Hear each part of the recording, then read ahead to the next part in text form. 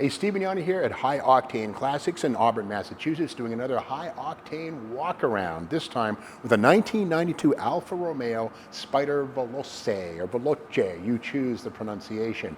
Now you gotta remember that this body style ran almost 3 decades, 1966 through 1995. Now this one here is a 1992, so it enjoys the restyled body. And when I say restyled, that was basically a superficial restyling for these cars. Meanwhile, the classic lines there since 1966 on the Duetta retain, including the sort of scalloped side cove down the flank of the car.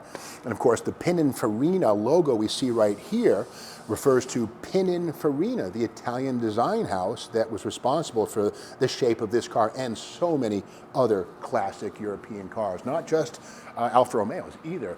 But again, this one here is a Veloce or Veloce, which means that it has some upgrades versus a lesser Spider coupe or roadster. One of them being the 15-inch aluminum wheels with what might look like telephone dial holes. Well, believe it or not, this is a great indicator here of how the auto industry globally can play follow the leader. Now we got to remember that the Porsche 928 or 928, when it debuted in the late 1970s, had a similar 5-hole telephone dial wheel. Well, that circular hole look found its way through many, many cars, from Ford SVO Mustangs to aftermarket wheel companies to Alfa Romeo. So again, this wheel, if you like the Porsche 928, you're going to recognize these wheels. And you know there's no problem in referencing and paying tribute to something cool. Alfa Romeo or Porsche, they're both cool things.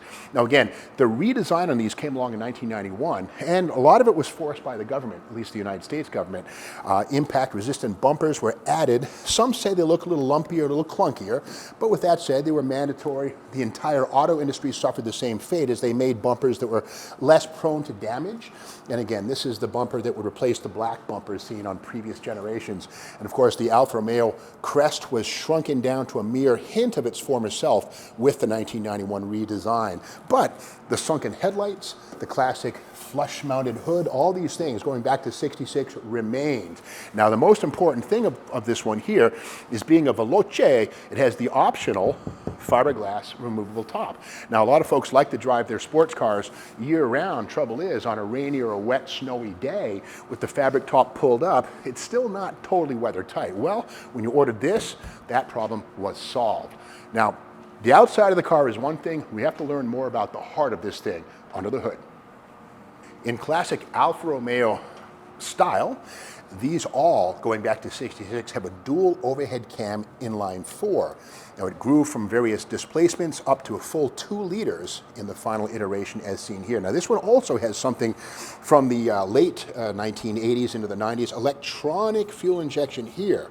And we can see the ram-tuned intake manifold, the throttle body here, the intake tube, and here is the mass airflow meter, airbox, and filters. So again, Alfa Romeo had to enter the smog era, and the electronic fuel injection replaced the mechanical fuel injection used previously. But you know, it worked pretty well. Power went up about 3 horsepower, so it was no harm done. This one here has the exhaust manifold shielded because of the higher temperatures due to the catalyst. And again, the catalytic converter is all about reburning or second burning the exhaust gases to clean them up before they exit the tailpipe and enter your lungs. But something really cool about this is how original this car is. I always like to look at the decals and smog nomenclature under the hood. See here on the top left, MY92. That means it's my 92? No, model year 92. Vehicle emissions certification information. This is all about the catalyst equipment, the fuel injection. And again, all of the factory decals are still present, which is kind of a cool thing. And on this side here, we have, of course, Alfa Romeo. Here is a lot of the data here on lubricants.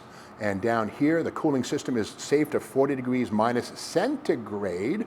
So again, factory fill on coolant in the reservoir and radiator. See, the originality on this car is very high.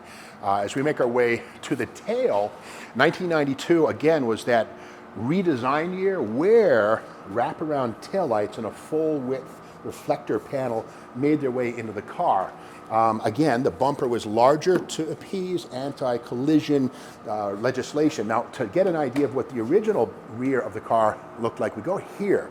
This is the camtail seen on this 1984. And in fact, before this, I think in the late 60s, it was actually rounded. But this is the camtail that most people associate with the Alfa Romeo Spider. And again, for contrast, here is the rounded, more modern aerodynamic looking effect achieved, I think, in 1991-92 onward for these cars.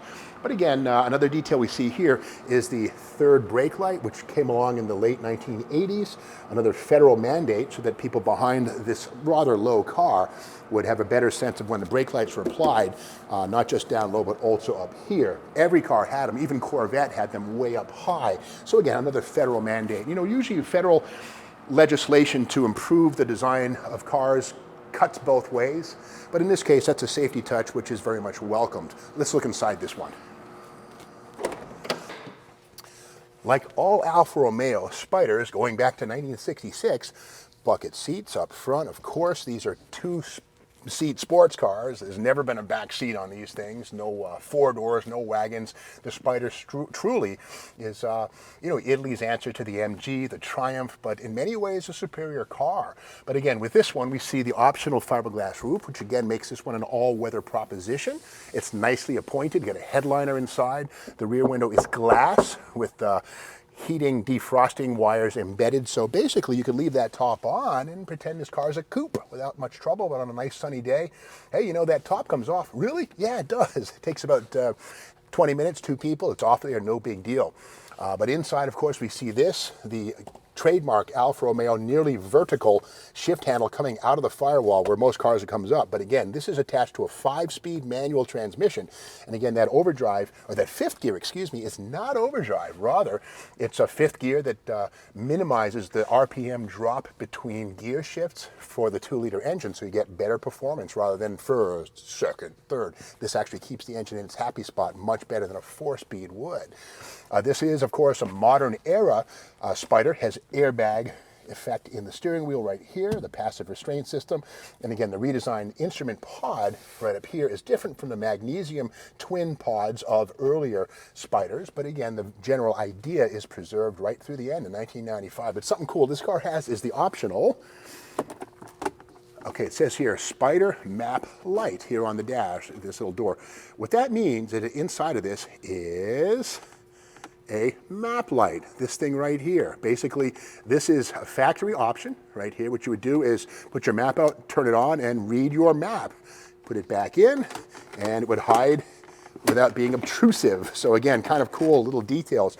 And on that door jamb there, the original VIN tag, which is riveted in place, and certain safety and emissions stickers still present.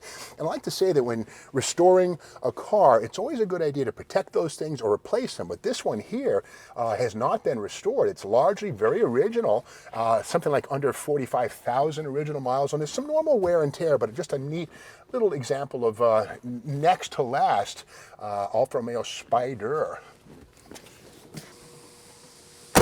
The Alfa Romeo Spider was one of the few convertibles available in the late 70s into the mid 1980s when Detroit stopped making convertibles. You might remember 1976, I think the Cadillac Eldorado, last convertible. And again, Detroit stopped making convertibles, but by 1987-88, convertible variants were becoming more available, but not so at Alfa Romeo, which offered the convertible all the way back to 66 in the Spider line. But again, this one here kind of has a reverse logic to it. This one has the optional hardtop, which again, potentially would double the number of people who would want to buy a car like this. Because a lot of folks look at a convertible and think, that's a convertible, it tops down all the time. But if you offer them the option of a hardtop you can put on or take off in a moment of minutes, well, then you have a car that has a dual purpose. But again, the Alfa Romeo Spider, almost 30 years of production with minimal changes. Why mess with a good thing?